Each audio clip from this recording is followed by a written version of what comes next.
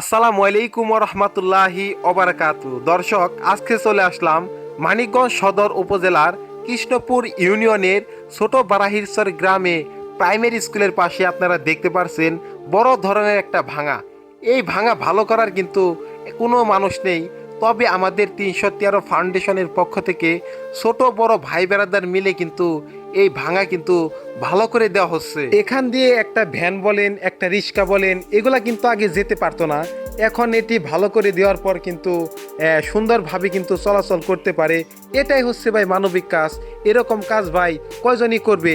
এই ফাউন্ডেশনটি অনেক ধরনের কাজ করে থাকে, যেমন রক্তদান, কোনো রাস্তা মেরামত করা, আবার হচ্ছে কোনো ব্যক্তি মৃত্যুবরণ করলে তার কবর খনন করা। তবে এরকম ভাবে আমরা মানবিক কাজগুলো করলে আমাদের গ্রামের ভাঙ্গা হোক, বিভিন্ন ধরনের টুকিটাকি কাজ হোক, এগুলো সকলে মিলে করলেই কিন্তু আমাদের জন্য সহজ হয়ে যাবে।